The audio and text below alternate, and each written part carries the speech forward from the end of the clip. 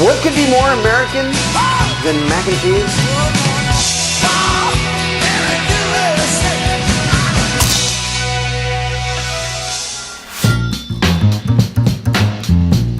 Welcome to Project Foodie. My name is Daniel Holzman. I'm the chef and owner of the Meatball Shop restaurants in New York City. And you are here in my home kitchen in Brooklyn, New York, where we are about to cook creamy, crusty mac and cheese. This recipe has 4 simple steps and it should take about 30 minutes. Macaroni and cheese was not on the menu at my house growing up. My mom was a really amazing cook and she cooked everything from scratch. She was all about organic vegetables and wholesome foods, and mac and cheese just did not make the cut. So I didn't get to eat mac and cheese until later in life. And it wasn't until after I was already kind of the chef of the family, working in fancy restaurants, that I ever made mac and cheese. And the first time I made it, I completely screwed it up. I brought the cheese sauce to a boil. After I had added the cheese, it broke. It was greasy and gross. But luckily, there was a woman named Ginger Gold, who I will forever be thankful to for fixing the cheese sauce and teaching me how. She added a little bit of cold water and whisked it back together, and she saved the day. She saved my ego, my reputation, and more importantly, she saved the mac and cheese. Listen, if the flags are flying, if you're looking forward to watching some serious fireworks tonight, there is no better barbecue accompaniment than mac and cheese. If you are going somewhere, mac and cheese travels well. If you're staying home, your friends will thank you. So whether you're making it for kids because they love it and it's something that they'll dig into, and we all know that sometimes kids are finicky, and if you can make them something they want to eat, that's great. Or if you're doing it in a kitschy way and making it for adults because secretly that's what they want to eat too, the truth is there's no real wrong time to make mac and cheese. Everybody loves it. First and foremost, I want to gather all of our ingredients and have everything sensibly laid out. In a restaurant, we call this mise en place. It means having everything ready at a hand's reach for when you need it. Step 1, we're going to heat our pasta water. We're going to grate the cheese, and we're going to begin our roux. So first and foremost, we want to get our pasta water onto boil. This is going to take the longest. If we start with hot water, surprise, surprise, it comes to a boil faster. There's an old wives' tale that hot water is distributed through lead pipes. And the truth of the matter is, the water will come up to a boil faster. So starting with hot water, I'm going to fill our pot up 3/4 of the way. And the basic rule of thumb is you want to use 1 gallon of water for every pound of pasta. So if you're cooking a big batch of this, you're definitely going to want to use a bigger pot with a bigger quantity of water. So over a high flame, covered because it'll come up faster. And actually we are going to season our pasta water as we always do, because there's no way to get the salt into the pasta after it comes out of the water. However, if you season it at the beginning, it raises the boiling temperature and takes longer to come up to a boil. Whereas if it's already boiling and you season it after, it stays boiling. So it's way faster to season your pasta water after it's already come up to a boil. There's science behind that, and there's definitely a scientist on the internet, and you can Google that person and they will explain why. I just know that that's could be the truth, depending upon the altitude and whether or not I'm right. So we've got our pasta water onto a boil, and our second step is we're going to grate our cheese with this grater. Basically, using our wrapper as a little handle here, the way to grate the cheese is there's a little rubber bit on here, and actually if you keep the grater on the table and you just push down, it makes it really easy rather than trying to like move both of them around. It's a lot faster and easier to leave the grater stuck on the table and then just actually move the cheese. Again, these graters are so sharp, so do not cut yourself, because that is embarrassing at best and, well, dangerous. Frankly, dangerous at worst. I mean, I don't know if you... There might be a history of a person dying from a grating accident, but if there isn't, you definitely don't want to be the first. And the best part about grating the cheese is as you come down to this last little chunk and it starts to get dangerous and scary, you're always left with a piece of cheese that's ungratable, which means Scooby snacks. Okay. Like really concentrating here. delicious. So I'm gonna put our cheese in our bowl, off to the side. I'm gonna talk with my mouth full. That cheddar is so delicious. They call it cheddar cheese because of the way they cut the curds. It's called cheddaring it, and it makes it crumble. It's kind of really interesting. They make cheese, traditionally you basically take milk and you warm it up. You add something that makes it separate between curds and whey, curds being the milk solids and the fat and everything that rises to the top and makes this kind of thick raft. And then you cut it up and then put it into forms and dry it and age it in different ways. In the case of cheddar, you like cut it up fairly aggressively into lots of different sized little parts called cheddaring, and then when it forms it kind of crumbles. So more naturally made cheddars really crumble into lots of pieces when you try and cut them. It's because they've been cheddared, interestingly enough. It's also orange because of annatto seed. So it's not orange from some weird chemical. They actually use a seasoning that turns it orange. For more interesting facts, download Foodie. No, yeah. So we've got our water coming up to our boil. Our cheese is grated. We are going to warm our milk.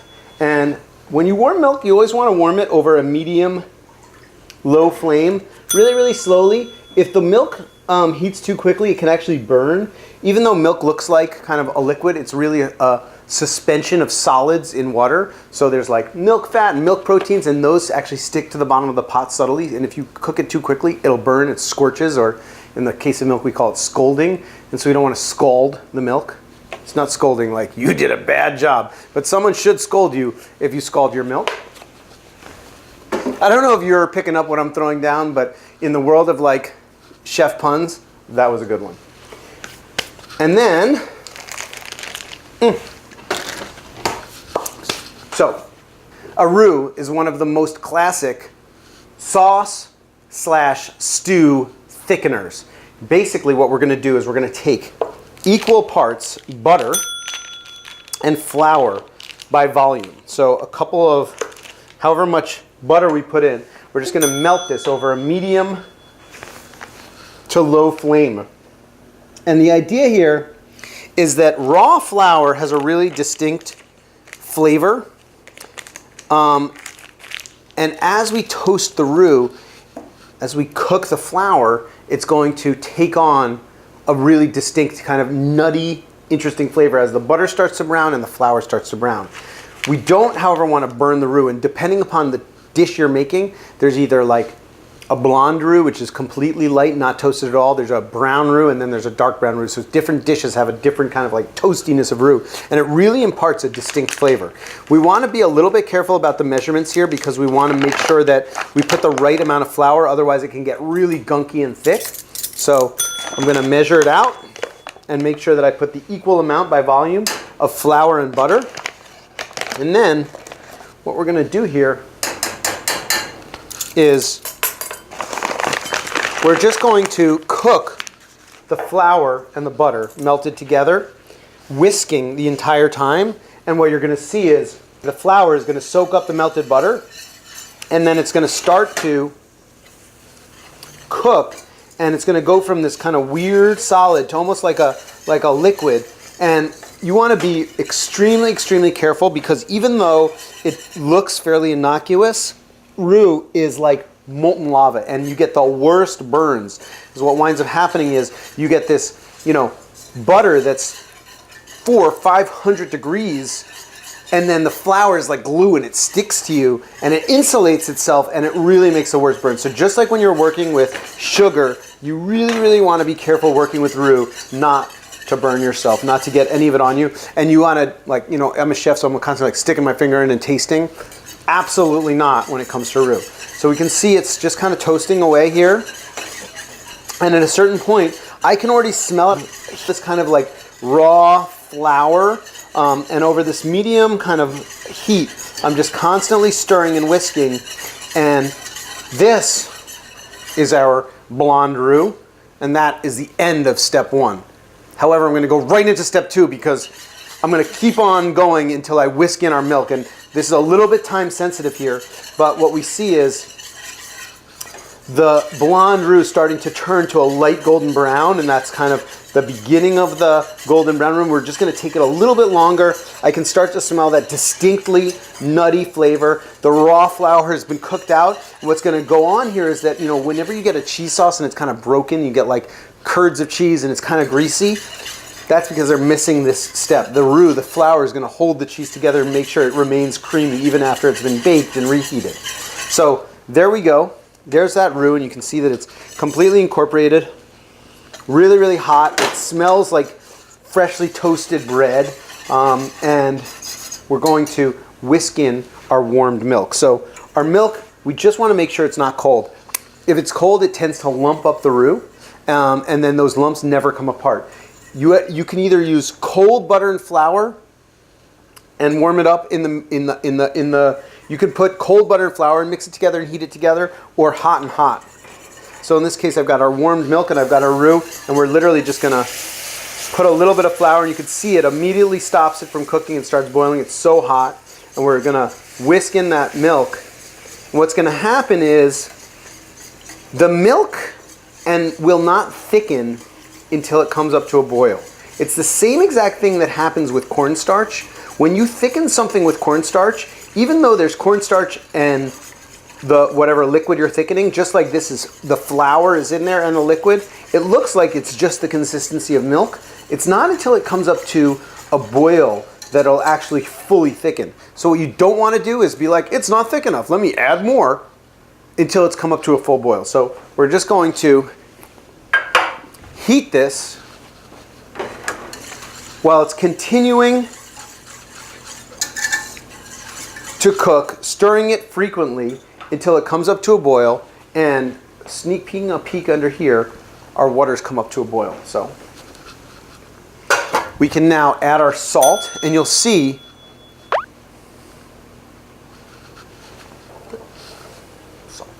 that the water remains boiling, even though we've added our salt. So that's a great tip. We're gonna put our pasta right in to our boiling water, and we want to stir it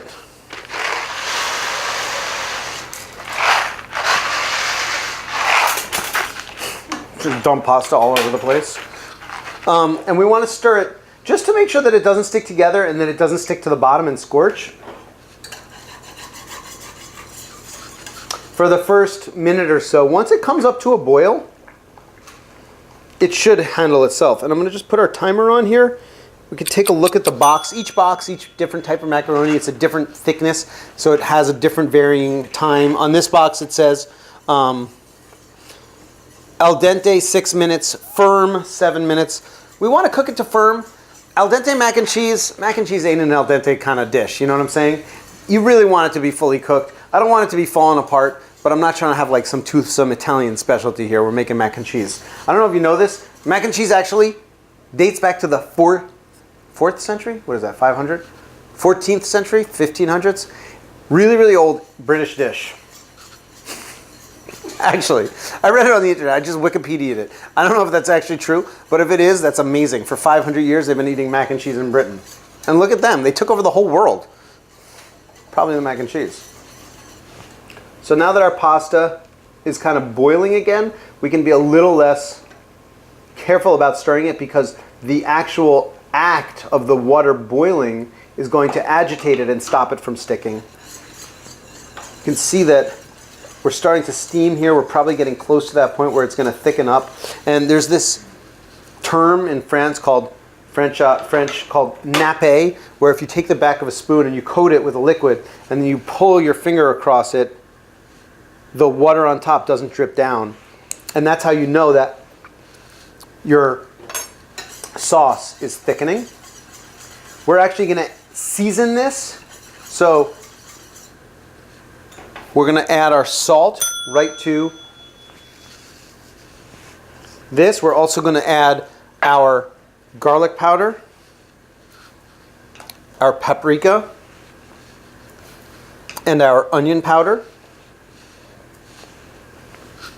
And we're going to whisk those in. You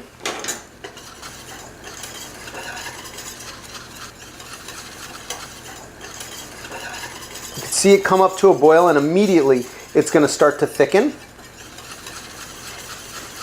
So it goes from that milky texture that was literally, you know, just completely nothing to this really viscous kind of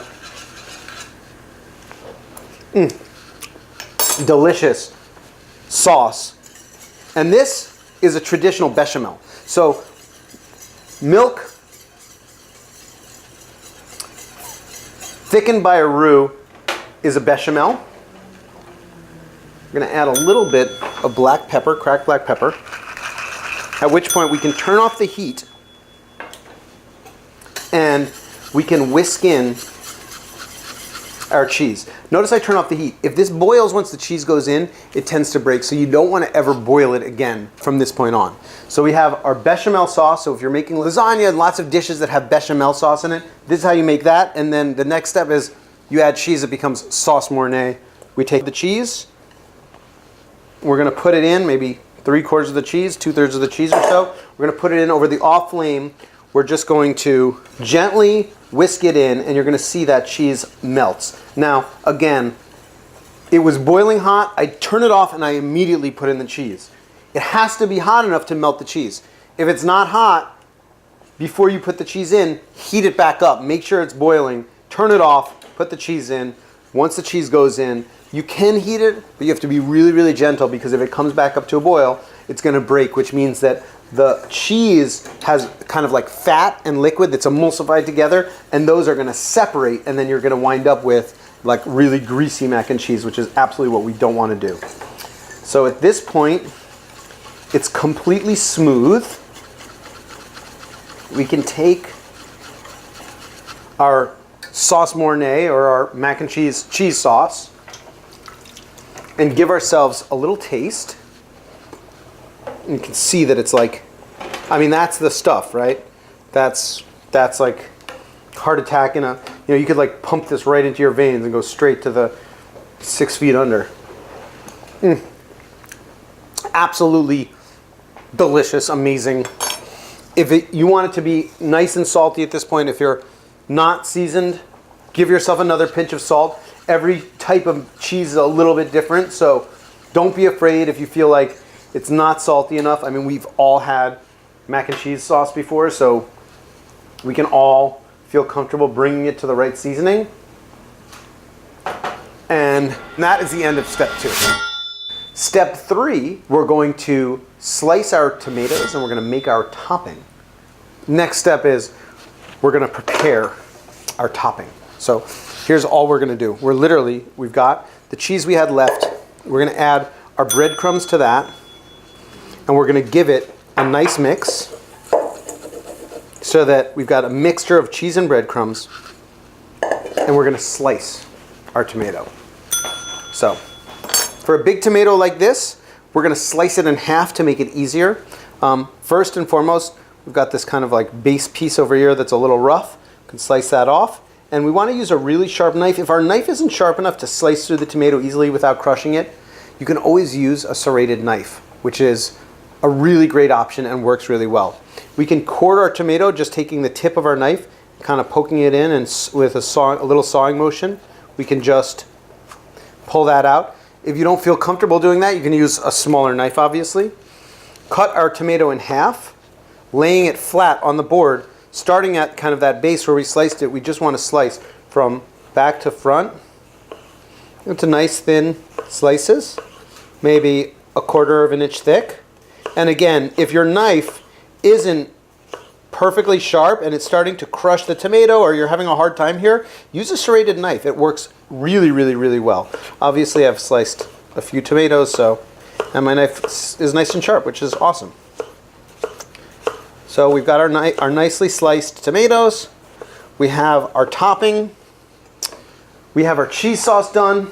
Our pasta is just about ready to come out of the water. And that is the end of step 3. Step 4, we're going to strain the pasta and mix it with the cheese sauce, build the casserole, and then top it and broil. So for step 4, what we're going to do is we're going to strain our pasta. Even though the package said it will be ready perfectly in 7 minutes, I'm going to pull 1 or 2 pieces out, always, and give them a little taste. Ronzoni does not lie, my friends. We can very carefully, because we're working with boiling water here, strain it into our waiting colander. Woo! And making sure that we get it all out.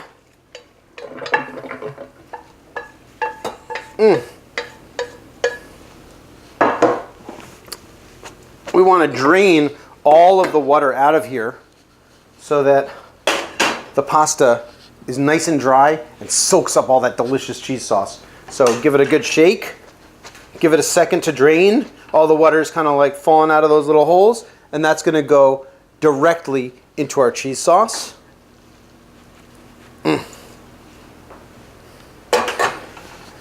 We can preheat our broiler, which takes a couple of minutes to come up to full temperature, so throw your oven onto broil. We can mix all of that ooey gooey, delicious, creamy cheese sauce with our macaroni. And if it's a little bit liquidy, that's fine. The macaroni is going to absorb some of that water, and it's going to bake up and be absolutely perfect. So you want it to be a little bit watery. If it's not, doesn't seem over sauced right now, it's going to end up being a little dry in the end. I've made that mistake. So we can just give ourselves a really nice mix. And if you are used to eating macaroni and cheese out of a box and that's how you prefer it, basta. That's Italian for stop. No need to go any further. This is absolutely perfect. This is that cheese sauce that you know and love, and there's no reason to put a topping or crust. If you're like me and you like that gooey inside, but you want it like crusty on the outside, well, then the next step is for you. And the reason that we make this recipe, we call it, you know, a quick macaroni and cheese, is because traditionally I would top it and then I would slow bake it in the oven. And you would bake it for about 40 minutes. For me though, by broiling it, because I'm starting with hot macaroni, you know, I'm not cooling this down and then topping it and baking it. Because I'm starting with hot macaroni, I can literally just put it in the broiler. It'll melt the top and the topping, and it'll be ready in like another 4 minutes. It's actually a real great hack.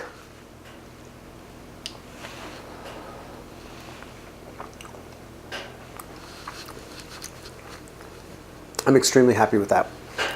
I just want a pinch more salt. Please do not be afraid to give it another pinch of salt if you feel like your macaroni and cheese is under seasoned. There's no reason that your children should be deprived of their electrolytes because you forgot to give it a taste. Dig in there. There's called a tasting spoon for a reason, and put an extra pinch of salt in there if it needs it. Once it's completely seasoned and perfect, we are going to top it with first that's extremely delicious, our sliced tomatoes. So starting on the outside, whoa, I'm just going to start to layer tomatoes in a spiraled pattern around the edge so that we get a beautiful, flower-like, gorgeous tomato rows in the center. And then we can do the same thing again. This is a big tomato. This is a big tomato. If I had $1 for every time I heard that. Hey, oh, where are you from? You're from Jersey too? Hey, I am from Jersey. Listen, if you think I'm making fun of you, the truth is, I really am from Jersey. What can I say? That's how we talk there. And we make good mac and cheese, so pay attention, people. And then we have our breadcrumb and cheese mixture. Just going to go over the top of our tomatoes. A nice layer here. Whoops. A lot of people put Parmesan cheese on the topping, which gives it a really nice brown, crusty texture. It is absolutely gorgeous as well. So I would not be angry at you if you invited me over to your house and you put Parmesan cheese on top. But again, I'm going super classic. In our broiler, My broiler is a drawer at the bottom of my oven, so I'm going to open her up, drop our baking pan directly inside, and we're going to close it. I'm going to clean up, but I'm going to keep a close and careful eye on my watch and the broiler, because the only way we can screw it up from here is by burning it. So please do not burn the mac and cheese. Notice this tomato was absolutely enormous, and I sliced it extremely thinly, so I have some extra slices. Those I'm going to throw away into my garbage hole.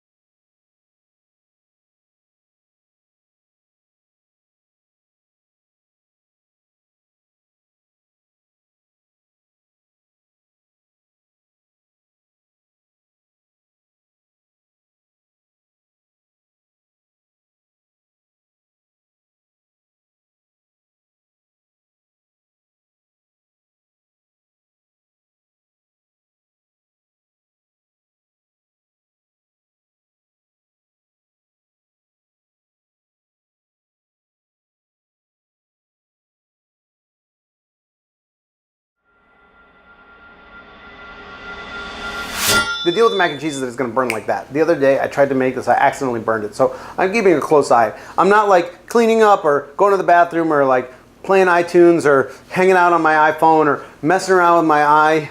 I am burning the mac and cheese as we speak. Boom! Wow. Our macaroni and cheese has just been treated to a beautiful warm bath under the fire, and I am going to protect our cutting board, lift ourselves out, and you can see that it is perfect. It's payday. Get that cheese. We gotta get that cheese. We gotta get that cheese. While you bumping in your Cadillac, sipping on your cognac. Get that cheese. Gotta get that money. My mac and cheese brings all the boys to the yard. Damn right, it's better than yours. Because it is not from a box. We made it from scratch. We grated the cheese. We made the roux. We made the bechamel. We made the mornay. Not this morning. 5 minutes ago, mac and cheese, hot and toasted, out the oven, piping, mofo bubbling. You heard it here first, folks. Mac and cheese is that easy to make. But don't take my word for it. Eat yours. Be sure to like and subscribe, check us on Instagram, and download the Project Foodie app on the iOS App Store. I hope you've enjoyed this Project Foodie cook-along, and I hope you'll join us for more.